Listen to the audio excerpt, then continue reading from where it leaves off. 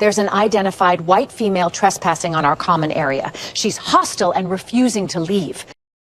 That's the 911 call the HOA president of Heron Point at Jordan Lake placed at 9:47 on a Saturday morning in April. 2 patrol cars rolled up my gravel drive within 15 minutes. The trespasser she described was my wife, Maren, out in jeans and a denim shirt, retrieving our German short-haired pointer from the corner of our own pasture. Chair Ann Vossler had spent 18 months sending us complaint letters, photographing our barn, and pretending her HOA covenants applied to my 11-acre family farm. She thought my wife was a stranger she could have detained on camera.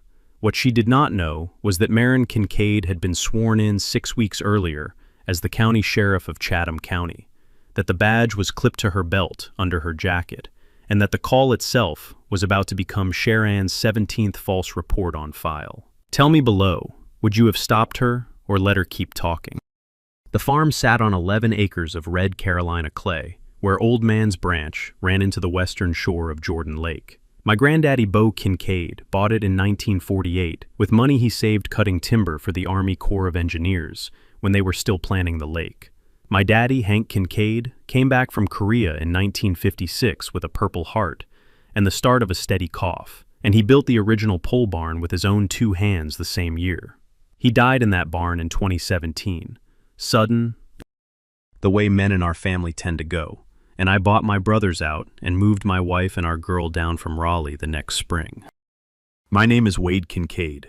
I run a small engine repair shop out of the pole barn my daddy raised. Lawnmowers, outboards, generators, the occasional vintage Briggs and Stratton that some retiree drove 4 hours to bring me. I served 8 years in the Navy Seabees before I came home, which is just a long way of saying I know how to fix things and how to keep my mouth shut while I do it. My wife Maren is the sheriff of Chatham County. She'll be 6 months in the office come October, the first woman to hold the seat. She'd been chief deputy for 9 years before that, and the election was a tight one. 22,000 votes to 21 and change. I worked her phone bank every Sunday for 3 months. We celebrated at our kitchen table with a bottle of Yingling and a frozen pizza because we'd given the babysitter the night off, and our daughter Pip was waiting up to ask if Mama was now allowed to drive the helicopter. Maren is not allowed to drive the helicopter. Pip is 6 and remains disappointed. In 2019, the developer Reed Vossler Crane bought the 80-acre tract on the other side of our western boundary line and broke ground on Heron Point at Jordan Lake. 64 luxury homes around an artificial cove, with a clubhouse, an infinity pool, and a 3-story stone gate that said Heron Point in iron letters big enough to land a Cessna on. The HOA president was Reed's sister-in-law, Cheryl Ann Vossler, who went by Cher Ann and drove a champagne Cadillac Escalade with a bumper sticker that said grace over grievance. She'd never met a grievance she didn't grace. For the first 18 months, Cher Ann sent us letters, 63 of them to be exact. I counted because I am, by both nature and trade, a man who counts. Letters about the color of my pole barn, the angle of my driveway, the noise of my air compressor, the sound of our daughter's swing set, the visibility of my outboard inventory from her clubhouse, the smell of my chicken coop, and a personal observation that my wife's department-issued Tahoe in our driveway was incompatible with the visual character of the lakefront community. I filed every letter in a green expandable folder labeled, in my daughter's wobbly handwriting, Mean Mail. I did not respond. Reed had been by twice with offers to buy the parcel. Both times I said no, kindly. Both times his smile got smaller around the edges. The morning everything changed was a Saturday in late April, the air thick with pollen, and the lake glassy under a low haze. Pip was at her grandmother's. Maren was off duty, in jeans and a faded denim button-down, working in the side yard with our German short-haired pointer Daisy, who had a habit of ignoring electric fences when she smelled a wood duck. Daisy spotted a duck. Daisy left. She crossed the boundary at the corner of our westernmost pasture, into the manicured greenbelt that ran along the back of Heron Point, just as Cher Ann Vossler was leading her morning Pilates posse on a power walk past the cul-de-sac. That's when the call to 911 went out.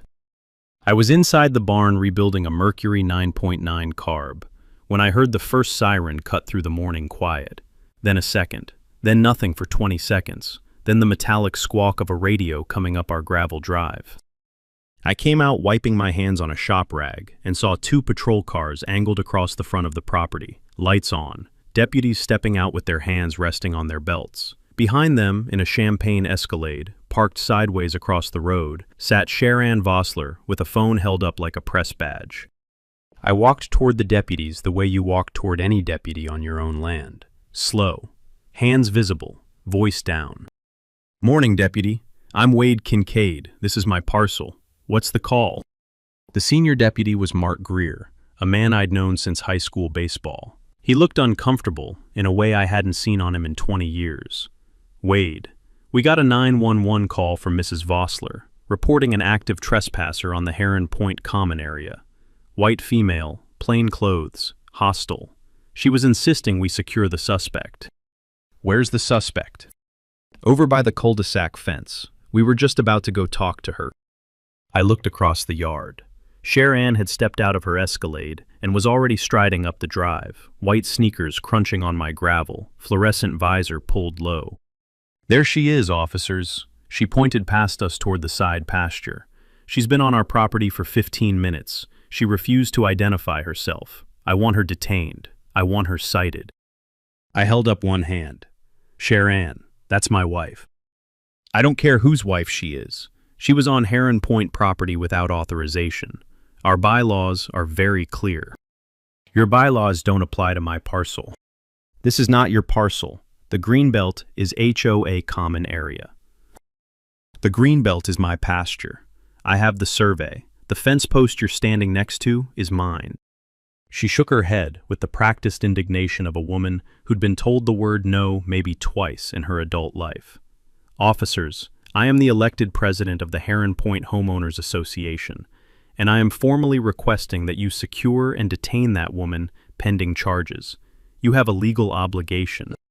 "Ma'am," Greer's voice was very flat. "Could you take a step back, please?" That was when Marin came around the corner of the barn with Daisy on her collar. She'd been close enough to hear the sirens. She had her field jacket over her shoulder, her hair in the working braid she wears when she's chasing a dog through brambles. Her badge was clipped to her belt the way she always wears it, even off duty, because that is the kind of woman my wife is. She walked up to the group, set Daisy at heel with a soft click of her tongue, looked at Greer first, then at Sharon, then back at Greer. "Mark." "Sheriff." The word landed in the gravel like a dropped wrench. Sharon's mouth opened, closed, opened again. Her phone, which had been recording, drifted slowly down to her hip. "I'm sorry," she said, in a voice that had lost half its volume. "What did you call her?" Marin reached down and unclipped her badge. She held it up between her thumb and forefinger, the way a magician shows a card. The morning sun caught the edge of the metal and threw a small, bright disk of light across Sharon's face. "Marin Kincaid, Sheriff of Chatham County, sworn in March 8th. I responded to my dog crossing a property line. You called 911 to report me as a hostile trespasser." She let the badge sit a moment longer, then clipped it back. "You and I are going to have a different conversation in a few weeks, Mrs. Vossler. I will not be the one having it, but you and I are going to have it." Sharon stood very still. The fluorescent visor cast a green stripe across her forehead. The phone was still recording. Greer cleared his throat, asked if anyone needed any further assistance, and then, slowly, gently, informed Mrs. Vossler that filing a knowingly false 911 report was a Class 2 misdemeanor in the state of North Carolina, and that he would be referring the call to the district attorney's office for review. She did not move while he spoke. Daisy sat down on her boots and panted. I watched a small bead of sweat slide down the side of Sharon's neck. I watched her composure go, 1 degree at a time, like a thermostat finally giving up. I did not smile. I had work to do. Sharon did not learn from the deputies. Sharon doubled down. By Monday afternoon, she had filed a written complaint with the North Carolina Sheriff's Standards Commission, alleging that my wife had abused her position by physically intimidating a private citizen and leveraging her badge for personal advantage during the Saturday incident. By Tuesday morning, she'd filed a parallel ethics complaint with the Chatham County Board of Commissioners. By Tuesday afternoon, she'd posted a 14-paragraph essay on the Heron Point community page titled, "When Law Enforcement Becomes Personal, a Crisis at Our Boundary." She included 2 photos. One was a long lens shot of our pole barn with the words, "Junkyard," superimposed in red. The other was an old campaign photo of Marin in uniform with the caption, "Is this who you trust to protect you?" I read the post on my phone in the kitchen and quietly forwarded it to Kirby Lansing, an attorney out of Pittsburgh that Marin had recommended back when the first complaint letter had arrived. Kirby was 62, soft-spoken, the kind of country lawyer who wore khakis to court and put juries at ease in the first 30 seconds. He read the post once, called me back, and laughed for a long time. "Wade, she just published defamation per se on a public access digital forum after filing a falsified police report against a sworn officer of the same county where you reside. I want screenshots of every one of those 63 letters by end of business today. I want screenshots of the post archive through Wayback Machine. I want a written statement from your wife about Saturday morning. And I want you to not, under any circumstances, respond to that post." I haven't. I know, I just like saying it out loud. By Thursday, Sharon had escalated again. A man in a Chatham County code enforcement polo arrived in our driveway with a clipboard and an apologetic expression and informed me that his office had received multiple complaints about an unpermitted commercial structure, meaning my pole barn, and a biohazard accumulation, meaning my chicken coop, which was clean enough to operate on. He had been instructed to issue a red tag on the pole barn pending inspection. His name was Earl Truitt, and he had played JV football with my younger brother. He looked at the barn, which was up to code in every measurable way, and he looked at his clipboard, and he looked at me, and he sighed. "Wade, I have to put the tag on, but I'm going to write the inspection date for 10 days out, and I am going to bring a state inspector with me, because the directive on this came from a county commissioner, and I don't want to be the man holding the pen on it." "Which commissioner, Earl?" "Commissioner Wendell Kohlmeyer." Kohlmeyer.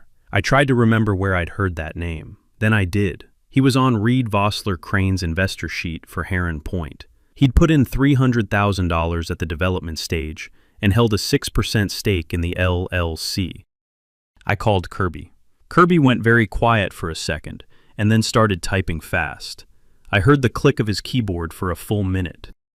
"Wade, don't talk to anyone from the county for the next 48 hours unless I'm on the call. I need to look at something." That same week, 3 more things happened. A noise inspector arrived without an appointment to measure the decibel level of my air compressor. He measured it at 61 decibels, which is roughly the volume of a refrigerator. He left. A certified letter from the Heron Point HOA's attorney arrived asserting that my pole barn encroached upon the easement granted to the association in the 2019 development plat and demanded I remove or relocate the structure within 30 days. And on the Sunday after that, somebody drove past our property at 4 in the morning and dumped 2 bags of household trash in the ditch at the corner of our drive. They left fast enough that the trail camera I'd put on the gate caught only the back of a champagne SUV with a license plate that read GRCOVRG. I bagged the trash. I logged the camera footage. I emailed it all to Kirby. I went out to the pole barn, fired up the lathe, and made a tool handle out of a piece of dogwood I'd been saving since my daddy died. I worked until my hands were steady. Then I came back inside, kissed the top of Pip's head while she colored at the kitchen table, and called Kirby back. "Tell me what you found." What Kirby had found was a hole in the ground. He'd pulled my parcel record from the Chatham County GIS portal and overlaid it on the older paper survey in his office, the one from 2002, when my daddy and I had walked the boundary with a county surveyor and pounded 13 fresh iron pins into the dirt. The 2 maps did not match. They didn't even come close. The county's online GIS now showed the western 4 acres of my farm, the lakefront slope where Old Man's Branch ran down to Jordan Lake, as part of a common area conservation parcel attached to Heron Point at Jordan Lake. The shaded polygon ran right through my pasture, my pole barn easement, and the bottom corner of my driveway. According to the official county digital map, 4 acres of land that my granddaddy bought in 1948 now belonged, on paper, to the HOA. How long has it been like this? I asked Kirby. The change was uploaded August 23, 2022, 2 years and change. There's no record of a recorded deed transfer, no quiet title action, no eminent domain proceeding, no county commission resolution. Somebody just changed the file. Can they do that? No, they can't, but somebody did. I sat at the kitchen table for a long time after that call. The sun was coming through the side window and falling on Marin's cold coffee mug, and the green folder labeled Mean Mail. I thought about how many title companies had pulled that GIS map in the last 2 years. How many appraisers? How many real estate listings? Every time a buyer ran the numbers on a parcel near mine, they were seeing a county map that quietly told them 4 acres of my family's land weren't mine anymore. I thought about what that does to a property's market value. I thought about what it does to a family that's been working the same 11 acres for 76 years. I thought about my daddy walking that boundary with me at 16, putting my hand on each iron pin, telling me that fences don't make good neighbors, paperwork does. Then I thought about Reed Vossler Crane's smile, getting smaller around the edges every time I'd said no. I drove down to the county tax office that afternoon and pulled the public access records on every parcel adjacent to Heron Point. There were 8 of them. 3 were owned by elderly widows, 2 were owned by small church trust holdings, 2 were owned by working farms run by men in their 70s. 1 was mine. I cross-referenced each parcel against the current GIS portal. 6 of the 8 parcels had been digitally trimmed. Not by much. A 1/4 acre here, a 1/2 acre there, a creek easement that suddenly belonged to the HOA, a road frontage that had been quietly absorbed. None of it big enough to trigger a lawsuit on its own. All of it sitting quietly on the official county map, depressing values, complicating sales, building towards something. I drove home and forwarded everything to Kirby in a single email with the subject line, "This is bigger than us." Kirby called me back inside of 20 minutes. "Wade, I'm bringing in the State Bureau of Investigation. This is no longer civil. This is public corruption, mapping fraud, and a likely RICO predicate on the development side. I'm also calling the sheriff's office. Marin is going to have to recuse formally, and we need her chief detective in the room." Marin already knows. I told her at lunch. "Of course you did." The next morning, Marin signed a 1-page recusal letter and walked it down the hall to Detective Lieutenant Bryson Tatum, who'd been her chief investigator for 6 years and who was, per her formal designation, now in charge of every aspect of any criminal matter relating to the Vossler family, the Heron Point HOA, or Vossler Crane Holdings LLC. Tatum read the letter, nodded once, and asked her exactly 2 questions. Did she trust him to do this right? And did she want a copy emailed to the district attorney that morning, or by close of business? She said yes, and that morning would be fine. I kissed her at the door and watched her drive off in the department Tahoe. Daisy sat at my feet the way she does when she knows something serious is in the air. The ground under us was about to move. The man at the center of the GIS fraud was named Walt Jessup. He was a 31-year-old county GIS technician who'd been hired in 2019 out of a community college mapping program. Soft-spoken, polite, the kind of young man who said yes ma'am to the parking attendant. He lived in a rented duplex in Siler City with his fiancée and a beagle. He had $63,000 in student loan debt. He had no criminal record. He had not, by any reasonable measure, started his career planning to commit a federal felony. What he had done, beginning in the summer of 2021, was accept a series of cash payments from a man identified in the SBI affidavit only as RVC, a resident of Wake County, in exchange for selective digital adjustments to the official Chatham County parcel maps. The payments came in envelopes left in the lockbox at a self-storage unit on Highway 64. Each adjustment paid between $800 and $3,000. Walt's beagle had needed a hip replacement. His fiancée had wanted a wedding venue overlooking the lake. Detective Tatum's team had Walt under interview within 48 hours of Kirby's referral. Walt cried inside of 15 minutes. He cooperated inside of an hour. By the end of the day, he had identified the storage unit, the cash drops, the email account he'd been instructed to use, and the man who'd recruited him at a county GIS conference in Asheville in 2021. The man's name was Reed Vossler Crane. Reed was indicted by a Wake County grand jury 11 days later on 23 counts, including wire fraud, bribery of a public official, conspiracy to commit fraud, and a state RICO predicate built around a dozen quietly trimmed parcels and 4 years of inflated lakefront sales. The federal U.S. Attorney's Office in Greensboro picked up the case for parallel federal charges before the month was out. Reed surrendered his passport and was placed on house arrest in his 5,000-square-foot home, overlooking the same artificial cove that Heron Point had carved into the western shore of Jordan Lake. The investigation also pulled, almost as a footnote, the call log for the Chatham County 911 Center, going back 4 years.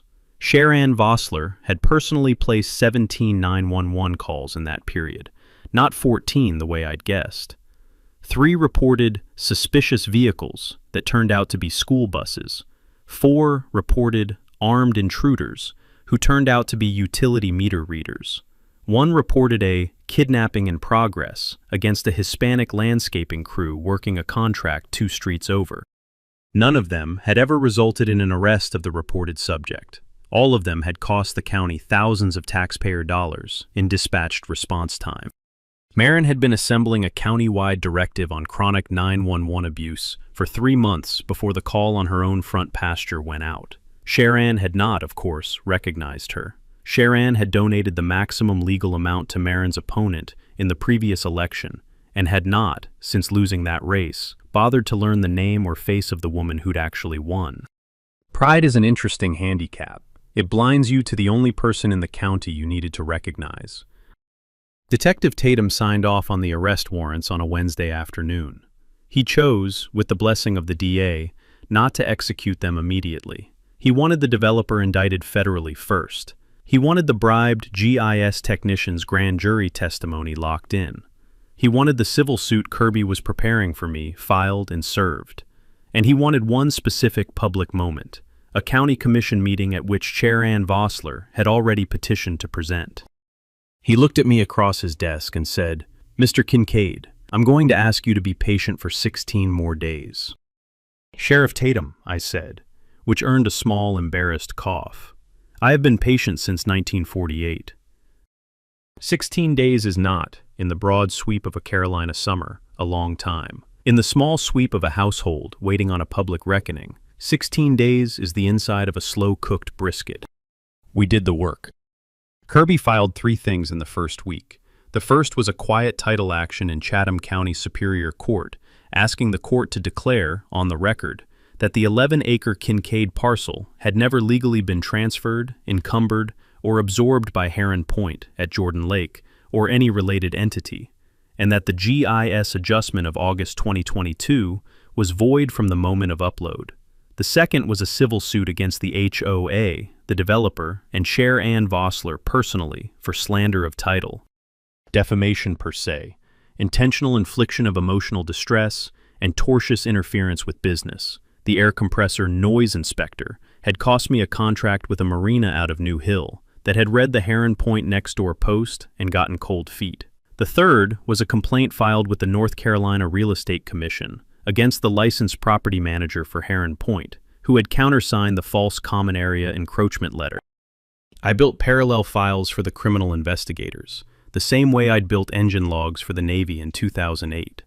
3-ring binders, indexed tabs, color-coded receipts, trail camera footage on a labeled hard drive, the original 2002 paper survey in an archival sleeve, my daddy's handwritten notebook from 1976, listing every iron pin he'd ever set on the property, every certified letter from Chair Ann from the last 3 years, scanned, dated, cross-referenced. I added one more thing, on Marin's quiet suggestion. I called the state auditor's office and asked for the public records on Commissioner Wendell Kohlmeyer's financial disclosures. They came back showing his Heron Point stake, but not, oddly, the $300,000 investment from 2018. He had failed to report it. That was its own felony. I forwarded the discrepancy to Detective Tatum's email, with no commentary, because Tatum did not need any. I installed 2 more trail cameras on the road frontage and 1 inside the pole barn. I bought a half dozen 60mm game camera SD cards and a fireproof safe to keep them in. I posted a small, neat sign at the gate. Property monitored. Video and audio. NC. One-party consent. North Carolina is, in fact, a one-party consent state for audio recording, which meant any conversation a person had in my driveway was, with my consent alone, fair to record. Kirby had taught me that one in our second meeting, and he liked it so much he repeated it 3 times. The thing about quietly building a case is that it teaches you a kind of patience the rest of your life never asked for. I learned to do paperwork on the porch in the evenings, while Pip read aloud from her chapter book. I learned to take a deep breath every time the certified mail truck came up the drive. I learned to drink the coffee Marin made me, even when she'd put too much chicory in it. Sharon did not stop. People like Sharon do not stop. They escalate. 2 more letters arrived. One demanded I appear before the Heron Point Architectural Review Board to explain the color of my barn. Another threatened legal action if I did not remove the wooden picnic table I'd built for Pip's last birthday from a part of my own yard that, the letter claimed, was visually accessible from HOA common area. I forwarded both to Kirby. He added them to the file labeled, in his looping cursive, Exhibits C1 through C71. Maeve Daughtry, who lived 2 parcels to the north with her husband Junior and ran a small pottery studio out of their kiln shed, came by one afternoon with a Tupperware of squash casserole and a folder of her own. 11 letters from Sharon over 2 years. A noise complaint the HOA had filed against the kiln. A sightline violation against her clay drying racks. She'd been waiting for years for someone to listen. I introduced her to Kirby that same afternoon. By the end of the week, he had 4 additional clients on retainer. The civil suit, when it was filed and served, asked for damages in the low 7 figures. The criminal complaints, when they were sealed and held, named 11 counts. The county commission meeting, when it came around, was held on a Tuesday evening at 6 p.m. in the historic courthouse on East Street in Pittsboro. Sharon had 37 minutes on the agenda. She did not know that. 3 days before the commission meeting, Sharon tried to set fire to the rest of her own life. She did it the way she did everything, through a screen, with witnesses, in writing. She started at 6 in the morning with a 5,000-word email to every member of the Chatham County Board of Commissioners, the editor of the Pittsboro Pilot, the regional director of the North Carolina Sheriff's Association, the executive director of the State Ethics Commission, and the Speaker of the North Carolina House. The subject line was, Urgent.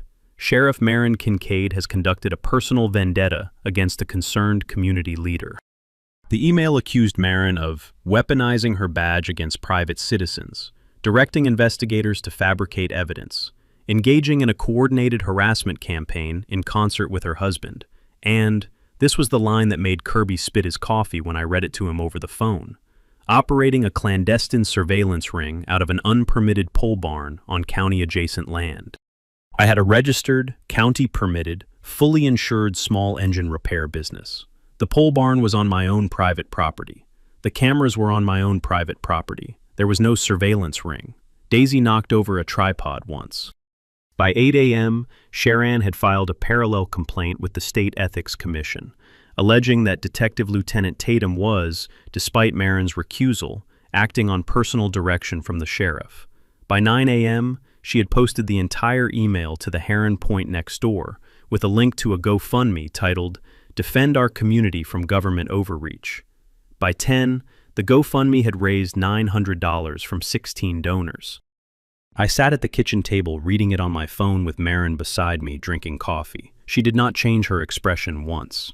When she finished, she set down her mug, kissed me on the temple, said, "We're getting close," and went out to start the Tahoe. That afternoon, Sharon went outside. She drove her Escalade onto our easement road, the half-mile gravel spur that connects our driveway to the county road, parked it sideways across the entrance, got out with a clipboard, and began photographing my pole barn from 20 feet inside my property line. She did not knock. She did not call. She had a fluorescent visor on, a polo shirt that said, Heron Point Art Committee, and a posture that said she believed photographs taken from my driveway would somehow protect her in court. I stayed in the barn. I watched her on the camera feed. I called the sheriff's non-emergency line and reported a trespasser. Deputy Greer arrived in under 12 minutes, escorted Sharon off my property in the slow, methodical way deputies escort women they cannot arrest yet, and informed her, very clearly, that any further trespass would result in immediate citation and possible arrest pending the open criminal investigation. She drove off without speaking. The Escalade left a long, curving rut in my gravel. The next day, a man arrived at our gate with a manila envelope. He was bearded, 40-ish, in a Carhartt vest and dark jeans. He had a Chatham County PI license clipped to his belt, properly displayed, and an expression that suggested he wished he were anywhere else. He handed me the envelope, said, "Mr. Kincaid, I'm here to deliver service of process and to inform you that I'm under contract with a third party that I am not at liberty to name. But I think you should know that I'm being asked to do things I don't want to do." And then he turned and walked back to his truck. Inside the envelope was a poorly drafted civil complaint from Sharon personally, suing me for harassment because Greer had escorted her off my driveway. The PI's name was Travis Headley. I wrote it down. I would remember it. 2 days before the commission meeting, my trail camera at the fence line caught Travis Headley climbing over my eastern fence at 4:13 in the morning. He carried a black duffel bag. He moved slowly, flashlight off, the way a man moves when he has been hired to do something illegal and is trying to convince himself he is still a good person. He stopped at the corner of my back pasture, opened the duffel, and began removing potted plants, 6 of them, marijuana, 12 to 15 inches tall, and pressing them into the soft dirt at the base of my back fence. I did not stop him. I let him work. I let him plant all 6. I let him photograph each one with his own phone, presumably for later discovery. Then I let him climb back over the fence and drive off. I called Detective Tatum at 5:02 a.m. He laughed for a long time. Tatum and his team picked Travis Headley up at his apartment in Sanford by 7 that morning. Travis was eating Frosted Flakes at his kitchen table when the deputies knocked. He did not require any persuasion. He gave a complete written statement before 9, identifying Sharon Vossler as the person who had hired him 3 weeks earlier, paid him $1,100 in cash, provided him with the marijuana plants from a supplier in Wake County she had not named, and instructed him to plant them on my property, in a discoverable location, so that an anonymous tip she planned to phone in could result in my arrest before the commission meeting. Travis signed the statement. He waived his right to counsel. He asked Tatum if there was any way the cooperation could help his license. Tatum said maybe, and that depended on whether Travis would also testify in open court. Travis said yes before the question finished. By noon, the SBI had executed a search warrant at the Vossler home and recovered Sharon's burner phone, which contained a text message thread with Travis Headley, dating back to the afternoon Greer had escorted her off my driveway. The thread included photographs of my back fence, a hand-drawn map of my pasture, and a final text from Sharon at 3 a.m. that read, "Make sure they're visible from the gate." It was a confession in 17 words. By 2 p.m., the burner phone search had also recovered 3 months of correspondence between Sharon and her brother-in-law Reed, planning the Heron Point Phase 2 shoreline conservation easement presentation at the upcoming commission meeting. The presentation, it turned out, was not really about a conservation easement. It was a request that the county exercise its eminent domain authority over 6 adjacent parcels, including mine, to facilitate the second phase of Heron Point development. Reed had been planning to argue, on the basis of the falsified GIS map, that the parcels were already partially absorbed into the existing HOA common area, and that a formal eminent domain action would be a procedural courtesy rather than a substantive taking. Sharon was scheduled to read the petition into the public record on Tuesday evening at 6:07. Tatum and the district attorney decided to let her. She did not yet know that her brother-in-law had been formally indicted on Monday morning, that her own arrest warrant had been signed and was sitting in Tatum's desk drawer, that Walt Jessup had been transferred into protective custody as a federal cooperator, that her husband Bryce had quietly retained a separate criminal defense attorney to distance himself from her, or that her own children, both adults living out of state, had stopped answering her phone calls 4 days earlier. She also did not yet know that the Pittsburgh Pilot had been working a parallel investigation, that the Raleigh News and Observer had picked up the lead, that an environmental reporter from WRAL was confirmed to attend the commission meeting with a camera operator, and that 2 seats in the third row had been reserved for federal observers from the U.S. Attorney's Office. What she did know, on the Monday before the meeting, was that her ethics complaint against my wife had been dismissed without prejudice by the State Commission for lack of any cited specific misconduct, that her noise complaint against Maeve Daughtry's pottery kiln had been thrown out by the County Environmental Health Office for the 3rd time, and that her latest filing in Heron Point Architectural Review against my pole barn had been returned to her with a handwritten note from the volunteer ARC vice chair saying that the committee had voted unanimously to refuse to consider any further filings related to the Kincaid parcel until the open criminal investigation concluded. She responded by writing one final letter, which she hand-delivered to my mailbox at 5 p.m. on Monday. The letter was a single page. It was typed in 12-point Arial. It began, "Mr. Kincaid, I want to extend a sincere offer of resolution, given the unfortunate misunderstandings of recent weeks."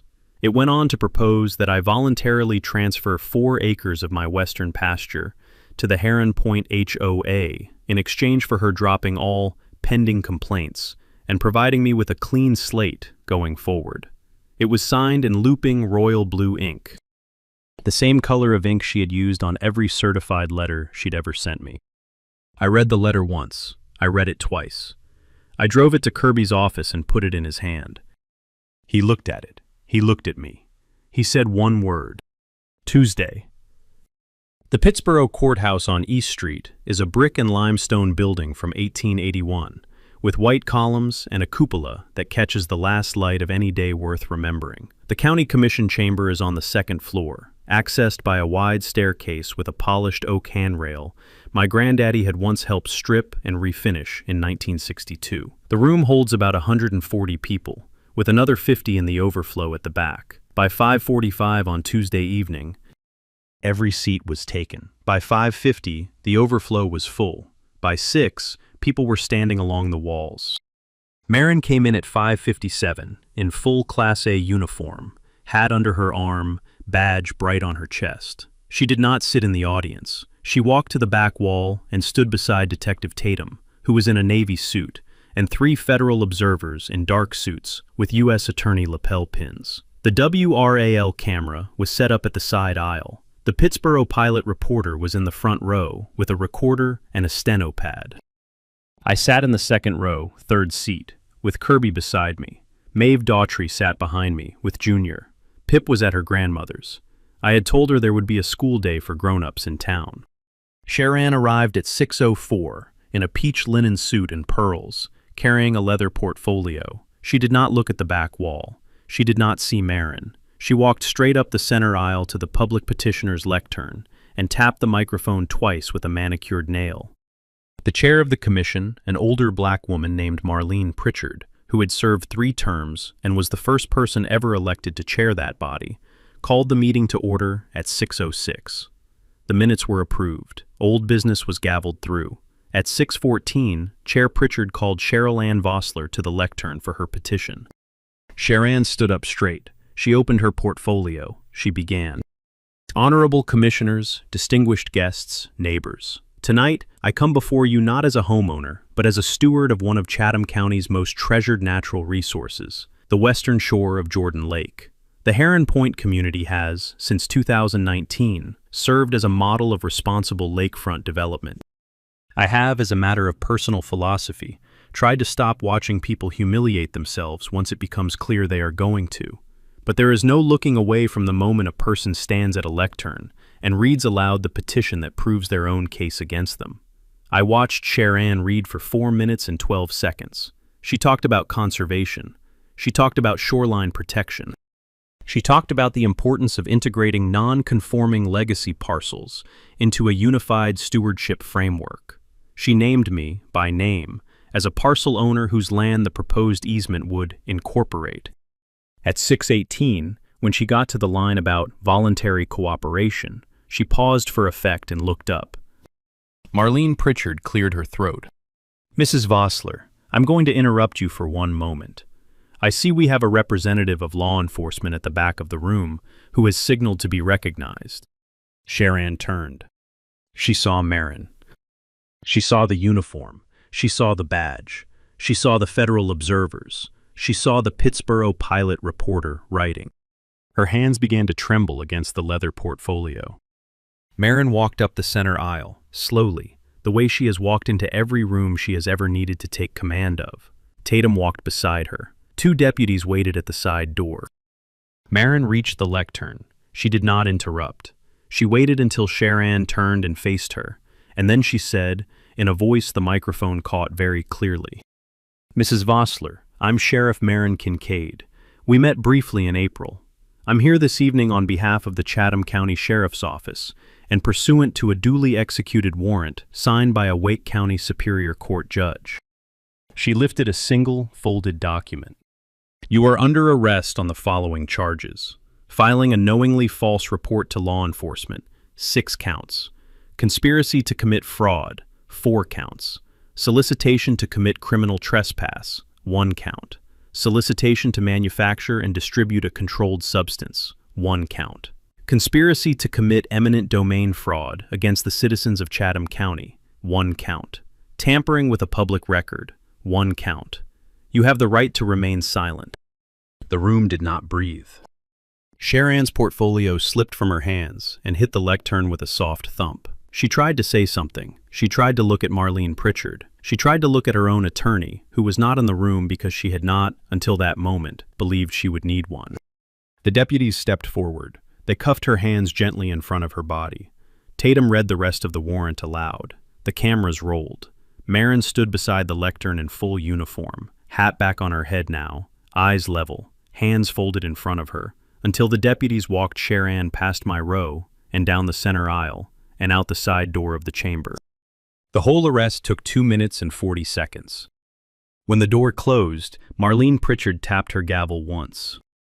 "Mr. Kincaid, the chair recognizes you for public comment." I stood up.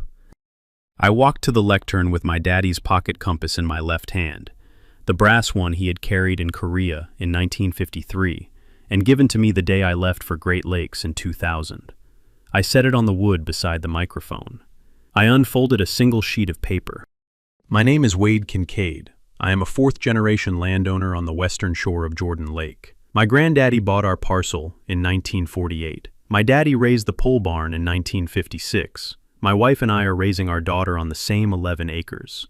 I am here tonight because someone tried to take 4 of those acres, on paper, without my knowledge, and use the falsified record to depress our property value and engineer an eminent domain seizure for private profit." The room was silent enough to hear the cooling fan in the back of the WRAL camera. "I am not here for revenge. I am here to ask the commission to do 3 things." I lifted my hand and counted them off. 1. Restore every digitally trimmed parcel boundary along the western shore of Jordan Lake to its true legal description by emergency resolution before the next county GIS update. 2. Adopt a county ordinance establishing criminal penalties for any HOA officer who knowingly files a false 911 call against a private citizen. 3. Authorize the county to accept the donation of 6 acres of my own western lakefront pasture, including frontage on Old Man's Branch, for the establishment of a public access fishing pier and shoreline park, to be permanently named in honor of my father, Hank Kincaid, who served his country in Korea and built every fence post on this parcel with his own hands. Marlene Pritchard tapped her gavel softly. All 3 motions are noted. The chair will entertain them at the close of public comment. I sat down. The applause did not come from politeness. It came from a room that had just watched a slow, patient man do what he came to do. In the weeks that followed, the rest happened quickly. Reed Vossler Crane took a federal plea agreement in late summer and is currently serving 46 months at FCI Butner. Sharon Vossler went to trial in November. The jury was out under 4 hours. She is serving 15 months at the North Carolina Correctional Institution for Women in Raleigh and owes over $1.2 million in restitution and civil damages, which she does not have. Because the Heron Point HOA was placed in court-supervised receivership the month after her arrest. Commissioner Wendell Kohlmeyer resigned his seat the morning after the meeting. Walt Jessup, the GIS technician, accepted a cooperator agreement and now works at a wildlife mapping nonprofit in western North Carolina. The Hank Kincaid Memorial Fishing Pier opened on the first Saturday of June. 120 feet of treated cedar, ADA accessible the entire length, with 3 turnouts wide enough for wheelchairs and a small bronze plaque that reads, "Built by hands, for hands." The first official cast was made by a Marine from Goldston, who'd lost both legs above the knee in Helmand and had been waiting 8 years for a public pier he could roll onto. Pip baited his hook. He caught a 2-pound largemouth in 9 minutes. Marin served hot dogs in her uniform. The Pittsburgh Pilot ran the photo on the front page of the Sunday edition. The mean mail folder sits in a drawer in my office now, closed for good. The picnic table I built for Pip's birthday is still in the side yard. On our western boundary, where Sharan once stared across at our pasture, Marin and Pip and I planted 14 native bald cypress saplings on a Saturday morning in October, one for each false 911 call she ever made. If your HOA is stealing land on a county map, write it down. Photograph the boundary. Pull the survey. Find your Kirby. Find your Tatum. The petty tyrants of the world cannot survive a folder, a camera, and a calm voice. Tell me your story in the comments below. Where are you watching from? And what did your HOA try to take from you? Subscribe so you don't miss what comes next. The next story I have for you involves a small-town diner, a stolen recipe, and a quiet old line cook in eastern Kentucky who waited 11 years to hand someone the menu they deserved. Pull up a chair.